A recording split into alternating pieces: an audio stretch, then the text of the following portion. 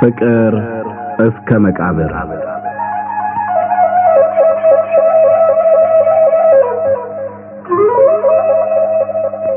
ደራሲ ሐዲስ ዓለማየሁ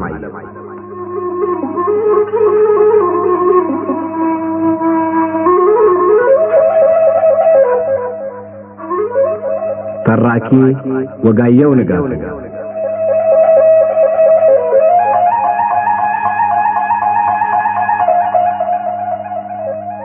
ፍቅር እስከ መቃብር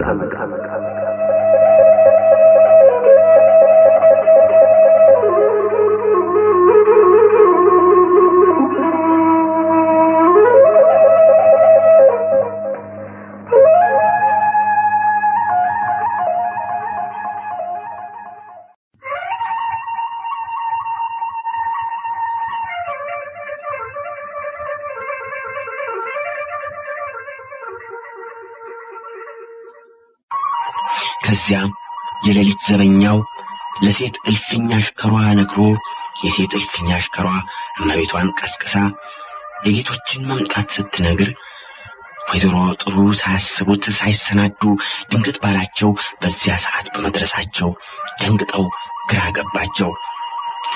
ልብሳቸውን ለብሰው መነሳት ሳይቀር ተደናግሯቸው ብዙ ጊዜ ያሳለፉ። ከዚያ የመኝታ ቤት ገረዳቸውን አስከትለው ፊታውራሪ እሳት አስነድደው ተከትለዋቸው የመጡት ዘመዶቻቸውና አሽከሮቻቸው ከበዋቸው በተቀመጡበት አዳራሽ ሲገቡ እዚያ የነበረው ሰው አልቅሶ እንደደከመው አዘንተኛ ሁሉም አንገቱን ደፍቶ ዝም ብሎ እዚያ መካከል እሳቱ አጠገብ ባለው ከፍተኛ መደብ ፊታውራሪ ፊታቸው የሚያስፈራ ቁጣ ለብሶ አይናቸው ደም ቆርሶ ነጭ ጠጉራቸው ተንጨብሮ መንታ ቀንዳቸው ግራ ቀኝ ተገትሮ የተኮነነች ነፍስ ተቀብሎ ለመሰቀየት የተሰለፈ የሰይጣናት አለቃ መስለው ተቀምጠው አዩና ጉልበታቸው መበረከክ ራሳቸው መዞር አይናቸው መሽበርበር ጀመረ። ከዚያ አእምሮን ጨርሶ እንዳልሳተ ሰካራም እየተንገላገዱ ሄደው የባላቸውን ጉልበት ለመሳም ጎንበስ ለማለት ሲሞክሩ እንዳትስሚ ያንቺ መሳም የይሁዳ መሳም ነው እዛ ተቀመጭ አሉ ፊታውራሪ የመደቡን ጫፍ ባገጫቸው ለብሽታቸው አሳይተው።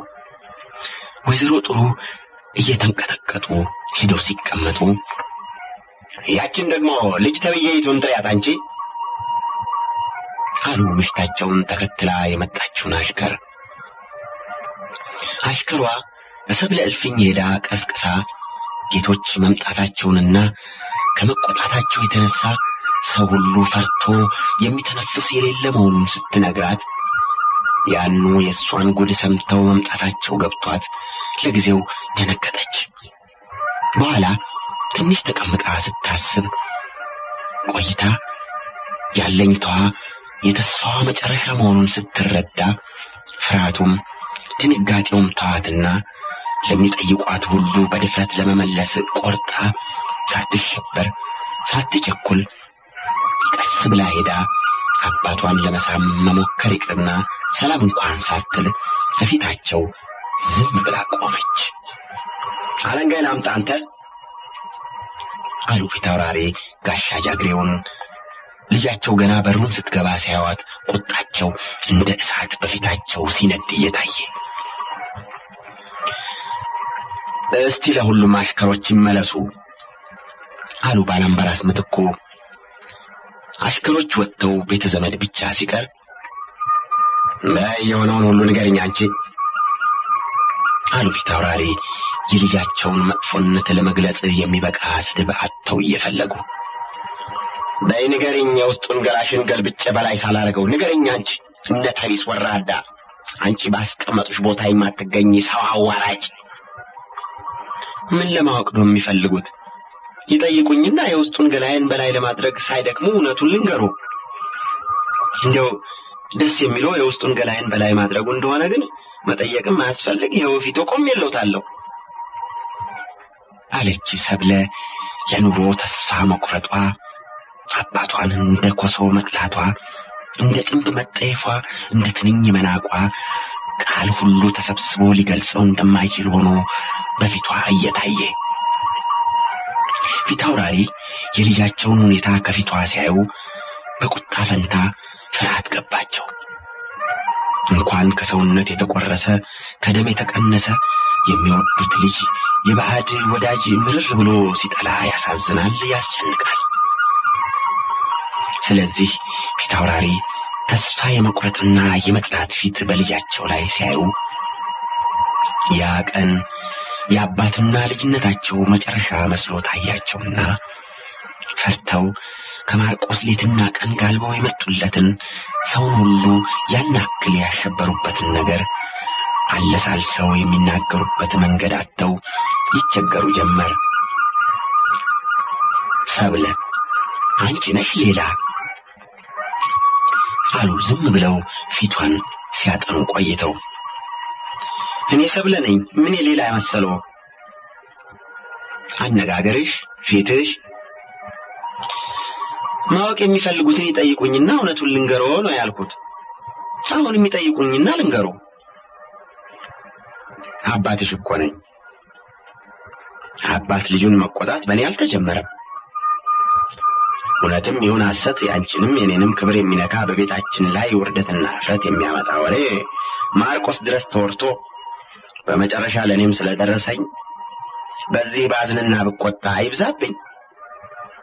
በዚህ አልተቆጣው በምን ልቆጣ? እንዲህ ያለ ነገር እውነት ከሆነ እንደኔ ላለ ሰው ለቁሞት አይደለም። ስለዚህ እውነቱን ንገሪኝ አለው። ስለምኑ? ያ እንዲያስተምርሽ አደራ ያልነው ሰው አደራውን በልቶ እምነቱን አጉድሎ ማርቆስ ቢሄድ እንደሞትኩ ቆጥሮኝ ስለደፈረሽ ነፍሰ ጡር ሆነሻል ተብሎ ነው የተነገረኝ። ይህ ሐሰት ነው ወይስ እውነት? አልደፈረኝም፣ ነፍሰ ጡርም አልሆንኩ። ቢፈልጉ ባልቴት ያሳዩኝ። ነገር ግን እኔ እወደዋለሁ ስትል ሰብለ ጉዱ ካሳ ገብቶ ሰላምታ ሰጠና ተቀመጠ። እሱም ማዘኑ ከፊቱ ጎልቶ ይታይ ነበር። ተመስገን ጌታዬ፣ ቃልህን የማትበላ ማኝህን የማትከዳ አንተ ብቻ ነህ። ተመስገን አሉ ፊታውራሪ ወደ ሰማይ አንጋጠው። ማርቆስ በመንበረ ጸባዖቱ በግርማ መለኮቱ ተቀምጦ የተወራው ወሬ ሐሰት ይሁን ብሎ ያዘዘው እግዚአብሔር እንደገና ታያቸውና ያዘወር ብለው እንኳን የሐሰት ሆነ እንጂ ያንቺ እሱን መውደድ መላ ነው። የኔ ልጅ ያን ከካም የለማኝ ገበሬ ልጅ አትወጅም። ዘሩ በአባት በእናቱ የጠራ በአደባባይ የሚያኮራ የታላቅ ሰው ልጅ ታላቅ መኮንን ለምኖኝ ቃል ሰጥቼ መጥቻለሁ አሉ። ገበሬም ሰው ነው፣ የገበሬ ልጅም የሰው ልጅ ነው። የመኳንንት ዘር ጥሩ የገበሬ ዘር ጉድፍ መሆኑን አውቆ መኳንንት የሚመርጥ ይቸገርበት። እኔ የገበሬ ልጅ የሚሉትን ወደዋለሁ። እሱ ምንም ሳያጠፋ እኔ ስለወደድኩት ብቻ የሚሰደብበት ምክንያት የለም። ከፈለጉ እኔን ይስደቡ አለች ሰብለ እምባዋ ጣምራ ሆኖ እየወረደ ንግግሯን ሳግ እያቋረጠው። ያ መተታማ አስማተኛ ደብተራ ያ ጠንቋይ በልጅ አስማት አዙሮባት ነው በጤናዋ እንዲህ አልሆነችም። ግድ የለም ይንጋ አሉ ፊታውራሪ እንደገና ተቆጥተው። እሱ መተታም አይደለም፣ ከማናቸውም መኳንንት ነኝ ከሚለው ሁሉ የሚሻል ጨዋ ነው አለች ሰብለ በልቅሶ ፈንታ እልክ ያዛትና እንባዋን እየጠረገች። በጤናሽ ቢሆን እንዲህ የምትናገርኝ አዝን ነበር። ነገር ግን ጤና አይደለሽም። ያ አስማተኛ ተማሪ ምናምን አዝሮብሽ ነው እኔን አባትሽን በሰው ፊት እንዲህ የምትናገርኝ። ስለዚህ በምትናገሪው አላዝንም። የማዝነው ብቻ ጨዋ ነኝ ብዬ ለጨዋ ቃሌን መስጠቴ ነው። ከዛሬ ጀምረው ይወቁት፣ ነፍስና ስጋዬ አብረው እያሉ ለማልፈልገው ሰው ምንም ቢሆን አልሸጥም። ሬሳዬ ዋጋ ያወጣላችሁም እንጂ በሱ እንደፈለጋችሁ ተጫወቱ ስትል ሰብለ በብርቱ ቁጣ በዛብህ ያቆራኛት ሰይጣን ሕይወቷን በገዛ እጇ እንድታሳልፍ ያደርጋት ይሆናል ብለው ፊታውራሪ ፈርተው እግሯ በእግር ብረት እጇ ተገጥሞ በመቀነት ታስሮ እሳቸው እልፍኝ እንድትቀመጥና ራሳቸው እንዲጠብቋት አደረጉ። አይደለም አለ ጉዱ ካሳ ሰብለ ስትታሰር አይቶ ንዴቱም ሐዘኑም አላስችለዋልና።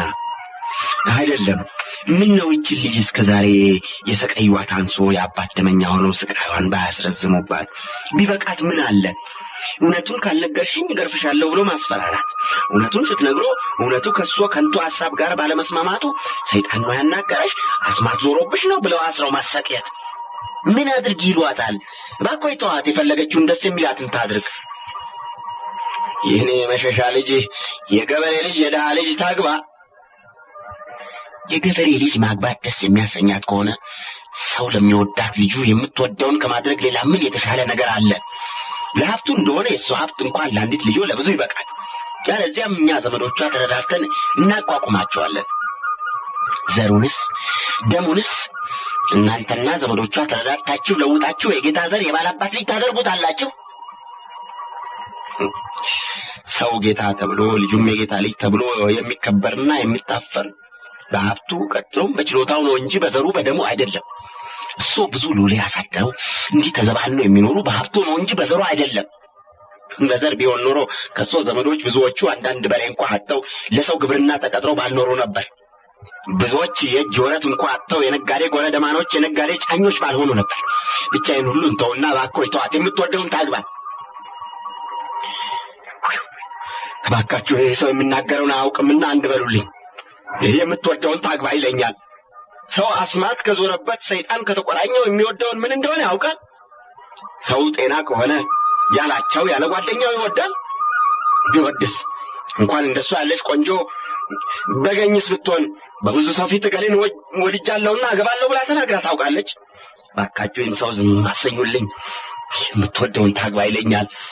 ቆይታ አለ ነገ ያን አስማተኛ ተማሪ አስይዤ አስመጥቼ ጀርባውን እንደ አባያ በሬ አስገጥቤ ያሰረውን አስማት ካስፈታው በኋላ ሰብለ ዛሬ የተናገረችውን ይደገመች እንደሆነ እውነትም አንተ አዋቂ እኔ ደንቆሮ አንተ እንዳልከው ለልጄ የአባት ደመኛ ነኝ።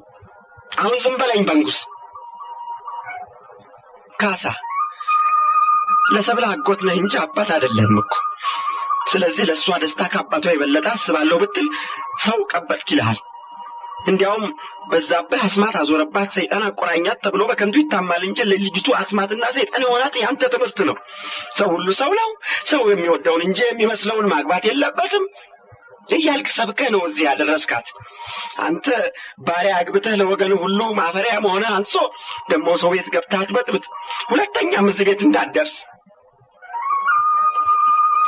አሉ ወይዘሮ ጥሩ ባላቸው ከተቆጣቸው ጀምሮ ዝም ብለው ቆይተው። አዎ ሁለተኛ እዚህ እንዳትደርስ አሉ ፊታውራሪም ተቀበለው። እኔ ድሮንም እሷን ብዬ ነው እንጂ እዚህ ቤት የምመጣ ሌላ ጉዳይ የለኝም። ከእንግዲህ ወዲያ ግን እሷም እንደ ድሮ እሷ አትሆን እኔም ሌላ አይነት ሰብለ ለማየት አልመጣ። ብቻ አንድ ነገር ልንገራችሁ። ይህች ልጅ አንድ ነገር ብትሆን ደመላሿ እኔ መሆኔን እወቁ ብሎ ጉዱ ካሳ የመጣበትን ልቅሶ ለማዋጥ እየታገለ ተነስቶ ሄደ። ሰብለም ታስራ አባቷ አልፍኝ ትጠበቅ ስለነበረ ደናውኝ እንኳን አላላትም። የእጇ መታሰር በመብልና በመጠጥ ልብስ በመልበስም ጊዜ ችግር ስለፈጠረ ወዲያውም እሳቸው ሌት ከቀን ካጠገቧ የማይለዩ በመሆናቸው የማያስፈልግ ሆኖ ስለተገኘ በታሰረች ማግስት እጇን እንድትፈታ ተደረገ። ነገር ግን ስለት ወይም ሹልነት ያለው ብረትም ሆነ እንጨት ባጠገቧ እንዳይደርስ የምትበላውንም ሆነ የምትጠጣውን ነገር ሁሉ መጀመሪያ በሳቸው ፊት አቅራቢዎቹ ሳይቀምሱ ለሷ እንዳይቀርብላት አጥብቀው ይጠነቀቁ ነበር። ፊታውራሪ ቁጭ ብለው ልጃቸውን ሲጠብቁ ፊቷ ሕይወት እንደሌለው ጥሩ ምስል ፍዝዝ ብሎ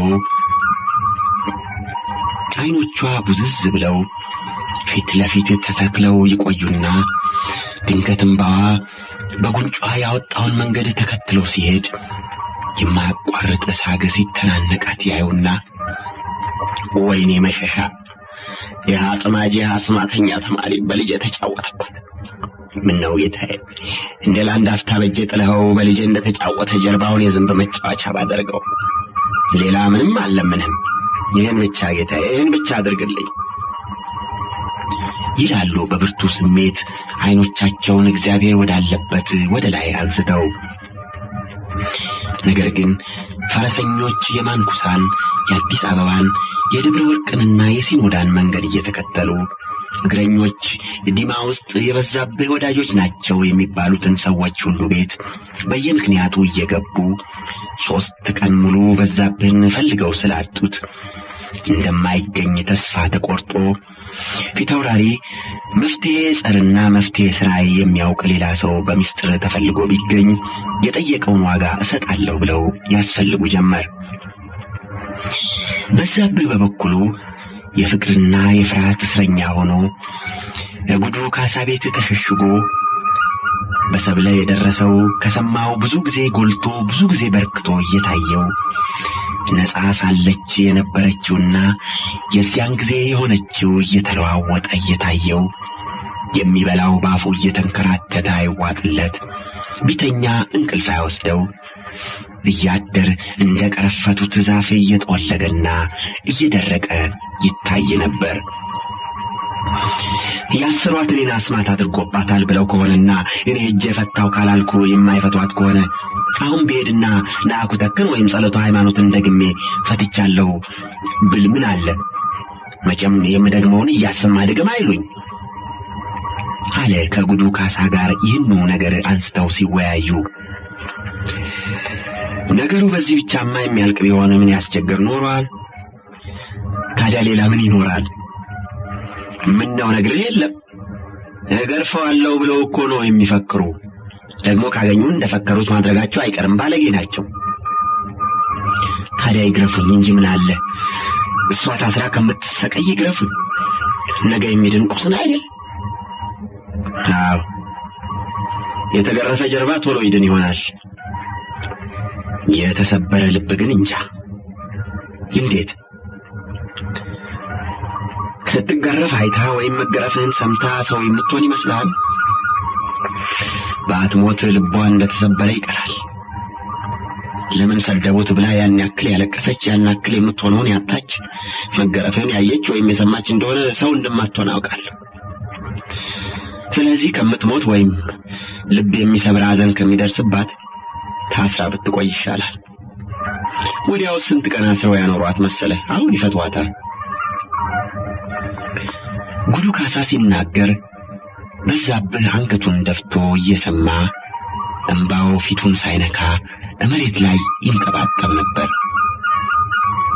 እውነትም ጉዱ ካሳ እንዳለው መፍትሄ ጸርና መፍትሄ ስራይ የሚያውቁ ሰው እዚያው ዲማ ተገኝተው መፍትሄውን ስላደረጉላት ሰብለ በታሰረች በ10ኛው ቀን ተፈታች። ጌቶች አንድ ጊዜ ለብቻ ባነጋግሮ ወድ ነበር አሉ አባ ሞገሴ ፊታውራሪ እልፍኛቸው ሰብለ አጠገብ ተቀምጠው ዳዊት በሚደግፉበት በችኮላ ገብተው። ወየው ጉድ! ምን እንደማደርጋው ዳዊቴን አቋርጬ ነው እሷ የማነጋግር።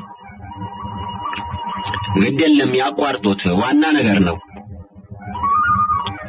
ከዚያ ፊታውራሪ የንስሐ አባታቸው እሳቸውን ደስ የሚያሰኝ ነገር ካልያዙ ያን ያክል እንደማይደፍሩ ስለሚያውቁ የአባ ሞገሴን ቃል ለማክበር ሳይሆን ወሬያቸውን ለመስማት በመቸኮል ዳዊታቸውን አጥፈው በሩን ወጣ አሉና ሰብለን ለማየት በሚችሉበት ቦታ ሄደው ቆሙ። የምስራች አሉ አባ ሞገሴ ሰብለ እንዳትሰማ ድምጻቸውን ዝቅ አድርገው። መስሪ ብሎ ምንድነው? መፍትሄ ጸርና መፍትሄ ስራይ የሚያውቁ ሰው እዚሁ እኛ ዘንድ ተገኙ። የት? አሉ ፊታውራሪ ፊታቸው ሁሉ በቅጽበት ተለውጦ ከደስታቸው ብዛት የተነሳ ፈገግ እንዳሉ ከንፈሮቻቸውና ጉንጮቻቸው ሲንቀጠቀጡ አይኖቻቸው እንባ ሲሞሉ ይታዩ ነበር። እዚሁ ዲማ መቃብር ቤት የሚኖሩ አባ ተክለ ሃይማኖት የሚባሉ መነኩሴ ናቸው። መቼ መጡ ናቸው? ከመጡስ ብዙ ጊዜያቸው ነው። ብቻ ከመቃብር ቤታቸው አይወጡም። አንዳንድ ምክር ሊጠይቋቸው ከሚሄዱ ወዳጆቻቸው በቀር ከብዙ ሰውም አይገናኙ። ታዲያስ እንዴት አወቋቸው? ደግሞስ እንዲህ ያሉ ሰው ከሆኑ ይህን ነገር ደህና አድርገው የሚያውቁ ይመስሎታል? አሉ ፊታውራሪ ትንሽ እንደመጠራጠር አሉና፣ እኔማ በየጊዜው እየሄድኩ መንፈሳዊ ምክር ስለምጠይቃቸው ደህና አድርጌ ያውቃቸዋለሁ። ይህ ነገር ከደረሰብን ወዲህ ለማንም ሰው የማይነገር ስለሆነ እስቲ እግዚአብሔር ከኛ ለሳቸው ቅርብ ነውና ጸሎት አድርገው የሚገልጽላቸውን መንገድ ያሳዩን ይሆናል ብዬ ሄጄ በሚስጥር ባዋያቸው ቀላል ነገር ነው፣ እኔ ላደርገው እችላለሁ አሉ። ነገሩን ሁሉ ዘርዝረው ነግረዋቸው አውቃለሁ አሉ። አዎ ለማንም የሚነገር አለመሆኑን ጭምር አደራ ብዬ ነግሬያቸው ለሁሉም ግድ የለም ብለውኛል። እንግዲህ ማታ ያምጧቸውና ለብቻ ላነጋግራቸው። አባ ተክለ ሃይማኖት ልደታቸው በወለጋ ውስጥ ጉድሩ ከሚባል ክፍል ነው። በልጅነታቸው በዘር መዝሪያ አካላቸው አደጋ ደርሶባቸው ወዲያው ቁስሉ እንደዳነ ከዘመዶቻቸው ኮብልለው ወደ ጎጃም ተሻግረው ከአንዱ ተማሪ ቤት ወደ ሌላው እየተዘዋወሩ ንባብና ዜማ ከዚያም ትንሽ ቅኔ ከተማሩ በኋላ መንኩሰው ከጎጃም አድባራትና ገዳማት 1 ወይም 2 ዓመት ያልተቀመጡበት አይገኝም። በዚያን ጊዜ ዲማ ከተቀመጡ 1 ዓመት አልፏቸዋል። በደረሰባቸው አደጋ ምክንያትም ይሁን ወይም ከፍጥረታቸው ከሰው ጋር ከመጨመር ብቸኛነትን ከመናገር መስማትን የሚመርጡ ሰው ስለነበሩ ብዙ ሰምተው ትንሽ እየተናገሩ እንደሆነም ያንኑ ትንሹን ሳይጨርሱ ወዝፈው ስለሚጠውት በብዙ ልዩ ልዩ መንገድ የሚተረጎም ይሆንና ከዚያ ውስጥ አንዳንድ አባ ተክለ ሃይማኖትማ ብለው ነበር የሚያሰኝ ነገር ባለመጥፋቱ ታዋቂ ባህታዊ ይባላሉ። አባ ተክለ ሃይማኖትን ለማናገር ቀጥሎም የተናገሩትን ለማስተዋል ከተቻለ ምንም ቢሆን ቃላቸው መሬት ጠብ አይልም ይባላል። ስለዚህ እንደሳቸው መቃብር ቤት ተቀምጠው በጸሎት ለተጠመዱ ምዕመናን ከቤተ ክርስቲያኑ ከሚላክላቸው መሐራ ሌላ በመልክም በወሬም የሚያውቋቸው ሰዎች አይርሱን እያሉ መብልና መጠጥ ልብስም ገንዘብም እየላኩላቸው ደህና ይቀመጣሉ። ነገር ግን አዘውትሮ የሚለብሱት ደበሎ ስለሆነ ሰው የሚሰጣቸውን ጋቢም ሆነ ኩታ መልሰው ልብስ ለሌላቸው ሰዎች ይሰጡታል። እንዲሁም ገንዘብና መጠጥ ሲሰጡ አይታዩም እንጂ ሰው ከሚልክላቸው ምግብ የሚበልጠውን መሸት ሲል ተሸክመው ወስደው ደጀ ሰላምና መቃብር ቤት ለወደቁ ድሆችና በሽተኞች እየዞሩ ይመጸውታሉ። ታዲያ ይህን ሁሉ ያየ ስለሚያወራ ተመጽውተው መመጽወታቸውም የሚመጸውቱበት ሁኔታም ለትልቅ ጻድቅነታቸው ተጨማሪ ምስክር ሆኖ ይቆጠርላቸው ነበር። ፊታውራሪ አባ ሞገሴንና አባ ተክለ ሃይማኖትን በቀጠሩበት ማታ ከራት በኋላ ምሽታቸውን ከሰብለ ጋር አስቀምጠው ስዕል ቤት በሚሏት የጸሎት ቤት ሄደው ብቻቸውን ተቀምጠው ሲጠብቁ የንስሐ አባታቸው እንግዳውን ይዘው ደረሱ። አባ ተክለ ሃይማኖት መልከቀና እንደሳቸው ያለ አደጋ እንደደረሰባቸው ሰዎች ሁሉ ዘለግ ብለው ከትከሻቸው ትንሽ ሰግደድ ያሉ ሰው ናቸው። ልብሳቸውም ቆባቸውም ደበሎ ነው። ከርዝመታቸውና ከቅጥነታቸው የተነሳ የለበሱት ደበሎ በረጅም መስቀያ ላይ እንደተንጠለጠለ ሁሉ ከጉልበታቸው በታች ረጅም ቅልጥማቸውን ራቁት አድርጎ ባሮጌ ጨርቅ የተጠቀለለ ነገር በሁለት እጆቻቸው ቀደም አድርገው ይዘው ፊታውራሪን ምሕረት እንደሚለምኑ ሁሉ አንገታቸውን ቀልሰው መሬት መሬት እያዩ አንድ ቃል ሳይተነፍሱ በፊታቸው ቆሙ። ሲገቡ ሰላምታ እንኳ ባለመስጠታቸው ፊታውራሪ ገርሟቸው ዝም ብለው አይናቸውን ፍጥጥ አድርገው ይመለከቷቸው ጀመር። ጌቶች፣ አባቴ ተክለ ሃይማኖት እሳቸው ናቸው አሉ አባ ሞገሴ። የተፈጠረውን ሁኔታ ሲያዩ ትንሽ እንደመሸበር አሉና እሳቸው ናቸው? እንደምን ነው አባቴ አሉ ፊታውራሪ። አባ ተክለ ሃይማኖት አንገታቸውን ከደፉበት አሁንም ትንሽ ዝቅ አደረጉና ሰላምታውን ለመመለስ ይምጡ እዚህ ይቀመጡ አሉና ፊታውራሪ መቀመጫ ለአባ ተክለ ሃይማኖት እያሳዩ አባ ሞገሴን ውጭ ቆመው ሰው ሲመጣ እንዲከለክሉ አዘዟቸው። የደረሰብኝን ችግር አባ ሞገሴ ነግሮታል አሉ ፊታውራሪ አባ ተክለ ሃይማኖት አንገታቸውን ደፍተው እንደተቀመጡ። አዎ። ታዲያ ይሆንልዎታል? ለእግዚአብሔር የማይሆን አለ? ለእግዚአብሔርማ ምንም አይሆን አለ። አዩ ለልጄ መፍትሄ ጸርና መፍትሄ ስራ እንዲያደርጉላት ነው ያስመጣኸው። ይህን የመሰለ ነገር ከዛሬ ቀደም አድርገዋል ወይ ማለቴ ነው። እኔስ እሱን ማለት አይደል? ልጋም ነው ወይስ ምንድነው የሚያደርጉላት? አባ ተክለ ሃይማኖት ለተጠየቁት ጥያቄ የቃል መልስ በመስጠት ፈንታ ባሮጌ ጨርቅ ጠቅልለው የያዙትን ነገር ገልጠው ለፊታውራሪ አሳዩአቸው። መስቀል። ታዲያ በመስቀሉ ምን ያደርጋሉ? በሰው እጅ የተሰራ መስቀል አይደለም። ታዲያስ? 15 ቀንና 15 ሌሊት በአንድ ግሬ ቆሜ ስጸልይ የተሸለምኩት ነው። በአቃቤ ሥራይ በጸላዬ ሰናይ ሁሉ ላይ ስልጣን ያለው ነው።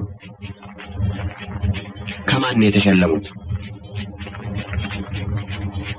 ጸሎቱ ላረገለት ፍጡር ሌላ ማን ሸላሚ አለ? ከእግዚአብሔር የወረደሎ መስቀል ነው። አባ ተክለ ሃይማኖት አንገታቸውን ደፍተው ዝም ብለው ቆዩና አለመጠርጠር ነው፣ ምንም የሚያስቸግር ነገር የለም፣ ነገሩ ቀላል ነው። ነገ ማታ እዚሁ ቦታ ልጅቱን ብቻዋን ላግኛት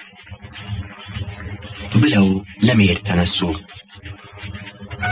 ይቆዩ፣ መጠጥ ጠጥተው ይሄዱ አባቴ አሉ ፊታውራሪ። አይደለም ይቆየኝ። ፊታውራሪ አባ ተክለ ሃይማኖትን አሰናብተው ወደ እልፍኛቸው ተመልሰው የተናገሩትን ሁሉና ከሰማይ የወረደ መስቀል ማየታቸውን ለሰብለ ሲነግሯት ደብተሮችና አንዳንድ አዋቂዎች ነን የሚሉ አታላዮች ብዙዎችን ክፉ መንፈስ ተቆራኝቷቸዋል ወይም አብነት ተደርጎባቸዋል እያሉ በማጥመቅ በመግረፍ ሰውነት በማቃጠል ወይም አንዳንድ ደስ የማያሰኝ ነገር በማብላትም ሆነ በማጠጣት እንደሚያሰቃዩአቸው በሷም ይህን የመሰለ ነገር እንዳይደርስባት ለጊዜው ፈራች። ይህን ስታወጣ ስታወርድ ሌሊቱ እስኪገባደድ እንቅልፍ አጣ ቆይታ በመጨረሻ ታስራ ከመቀመጥ የደረሰ ደርሶባት ከታሰረችበት መፈታት የሚሻል መሆኑን ወሰነች። ይልቁንም ምንም እንኳን የታሰረችበት እግር ብረት በጨርቅ ቢጠቀለል እግሮቿን ክፉኛ አቁስሎ በተቀመጠችበት መንቀሳቀስ ስላቃታት ከእግር ብረት እስክትገላገል ቸኮለች። በማግስቱ ማታ አባ ተክለ ሃይማኖት በተቀጠሩበት ጊዜ ሲመጡ ፊታውራሪ ሰብለን ይዘው ስዕል ቤት ይጠብቁ ነበር። እንዴት ዋሉ አባቴ? እሱ እስኪመጡ ብቻዋን እንዳትሆን ብዬ ነው እዚህ የቆየው። ይበሉ እንግዲህ ሲጨርሱ ያጨብጭቡ፣ ወደ ያኛው ቤት እቆያለሁ አሉና ፊታውራሪ ወጡ። አባ ተክለ ሃይማኖት ሰብለን ትንሽ ቀና ብለው አዩና እንደማፈር ብለው እንደገና አንገታቸውን ደፍተው ቆሙ። ወዲህ ይምጡ እንጂ አባቴ፣ ይምጡ እዚህ ይቀመጡ አለች ሰብለ መቀመጫ በእጇ አሳይታ። አባ ተክለ ሃይማኖት ዝም ብለው እንደቆሙ መስቀላቸውን ከተጠቀለለበት አሮጌ ጨርቅ ይፈቱ ጀመር። ከዚያም የብረት መስቀላቸውን በሁለት እጃቸው ፊት ለፊት ይዘው ትንሽ ወደ ሰብለ ቀረብ ብለው እግሮቻቸውን ገጥመው ቆመው አንዳንድ ጊዜ ወደ ሰማይ አንዳንድ ጊዜ ወደ መሬት እያዩ ይደግሙ ጀመር። አፋቸው ሲነቃነቅ ከመታየት በቀር ድምፃቸው አይሰማም። ይደግሙና እያሉ አየሩን ወደ ላይ ወደ ታች ወደ ቀኝ ወደ ግራ በመስቀሉ ይቀዝፉታል። እንዲህ ላይና ታች እያዩ ሲደግሙ እያሉ አየሩን በመስቀል ሲቀዝፉ ደግሞ ሲደግሙ ደግሞ አየሩን ሲቀዝፉ ብዙ ቆይተው በመጨረሻ ወደ ሰብለ ቀረባሉና ጎንበስ ብለው መስቀሉን ሳሚ አሉ። ሰብለ መስቀሉን ሳመች። ተሳለሚው። ሰብለ እንደታዘዘችው አደረገች። ከዚያም መስቀሉን ገልብጠው ያዙና በይ አፍሽን መስቀሉ ላይ ግንባርሽን መያዣው ላይ አሳርፈሽ ትንሽ ዝም ብለሽ ቆይና በኋላ ለምጠይቅሽ ትመልሽልኛለሽ። አሁንም ሰብለ እንደታዘዘችው አደረገች። ዓይንሽን ጨፍኚው። እሺ ምን ይታይሻል? ምንም አይታየኝ። ምን ይሰማሻል? ምንም አይሰማኝ። እስቲ አስቢና መጀመሪያ በሐሳብሽ ውስጥ የሚመጣውን ንገሪኝ። እሺ አሁን በሐሳብሽ ምን መጣ? መስቀል ኃይልነ፣ መስቀል ቤዛነ፣ መስቀል ጽንነ፣ መስቀል መድኃኒተ ነፍስነ የሚለው ንባብ ታሰበኝ። መልካም። ሌላ ምንም አልታሰበሽ? የለም። ይህን ሁሉ ችግር ያመጣብኝ ሰው አልታሰበሽም? ሰብለ ዝም ብላ ቆየችና የለም ስትል አባ ተክለ ሃይማኖት መስቀሉን ይዘውላት እንዳጎነበሱ በእጃቸው ለበብ ያለ ውሃ የፈሰሰባቸው መስሎ ተሰማቸውና እንደ መደንገጥ ብለው እንግዲህ በቃ ቀና በይ አሉ። ከዚያ አባ ተክሌ መስቀሉም እጃቸውም የታጠበበትን እንባ መስቀላቸውን በሚጠቀልሉበት አሮጌ ጨርቅ ጠራርገው አድርቀው ሲያጨበጭቡ ፊት አውራሪ ቶሎ መጡ። ለብቻው ላነጋግሮና ሊሄድ አሉ መነኩሴው። ፊት አውራሪ ሰብለን ደግፈው አስነስተው ወደ እልፍኛቸው ወስደው ከእናቷ ጋር ካስቀመጧት በኋላ ተመልሰው መጥተው መደባቸው ላይ ሲቀመጡ ይበሉ እንግዲህ ሁሉንም ይንገሩኝ አባቴ፣ አደራው አንድ ነገር እንዳይሰውሩኝ አሉ። በዛብህ ልጃቸውን ያቆራኛት ክፉ መንፈስና ያደረገባት አስማት ምን አይነት እንደነበረ ለማወቅ እጅግ ቸኩለው ከእንግዲህ ምንም የሚያሰጋ ነገር የለም አሉ አባ ተክሌ በጣም በለሰለሰ ድምፅ አንገታቸውን ደፍተው። ምን ኖሯል ለመሆኑ? ጸላኤ ሰናይ ነው? የለም፣ ጸላኤ ሰናይ ወይም ሌላ ክፉ መንፈስ አይደለም። ታዲያስ? ብርቱ አስማት፣ ብርቱ ድጋም እዚህ ሀገር ያልተለመደና እዚህ ሀገር ሊፈታ የማይቻል ከሱ በቀር ሌላውን ሰው ሁሉ የሚያስጠላ ድጋም ነበር። ተፈታ። አሁን የሚያሰጋ ነገር የለም። እንዴት እኮ እዚህ ሀገር ያልተለመደ ከሆነ እዚህ ሀገር ሊፈታ የማይቻል ከሆነ እንዴት ነው አሉ ፊት አውራሪ በሻከረ ድምፅ ልቅሶ መጥቶባቸው። ከየት እንደተማረው እንጃ ብቻ ለመፍታቱ ግን መቼም የመስቀሉ ስልጣን በዚህ ሀገር ብቻ ባለመሆኑ የመስቀሉ ስልጣን ከአጽናፍ እስከ አጽናፍ በመሆኑ የማይፈታው አስማት የለም። ስለዚህ ተፈታ። አዎ እግዚአብሔር ጥሎ አይጥለኝም። እግዚአብሔር ሁልጊዜ ከኔ ጋር ነው። እግዚአብሔር ስላልጣለኝ ነው እሱ እኔን የጣለልኝ አሉ ፊት አውራሪ አይኖቻቸው እንባ ሞልተው የእግዚአብሔርን ስም ባነሱ ቁጥር ወደ ላይ ወደ ጣራው እያዩ እንግዲህ ልጅቱ ትፈታ ብቻ መጠንቀቅ ነው። እንዴት? ለጥቂት ጊዜ የደረሰው ነገርና የሰውየው ስም በፊቷ እንዳይነሳ ከዋዛ ከፈዛዛ የተቀነሰ መንፈሳዊ ታሪክ እንዲተረክላት ማድረግ መልካም ነው። እዩ አባቴ የጨዋ ልጅ የሆነ እሱም ትልቅ ሰው እጇን ለምኖኝ ለመስጠት አስቤያለሁ። ታዲያ ምን ይመስሎታል? እሱማ ድንቅ ነው እንጂ እስከዚያ ግን እንዲህ ማድረግ ነው።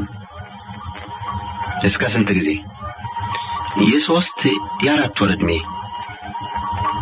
ያን ያክልስ መሰናዶም ይፈጃል። ታዲያ ለዚህ አጭር ጊዜ እሱ ባጠገቧ ሆነው ይመክሯትና አሁን እንዳሉት የሚስማማውን መንፈሳዊ ታሪክ እየመረጡ ቢተርኩላት ይመቾታል? ምን ከፋይ ነበር።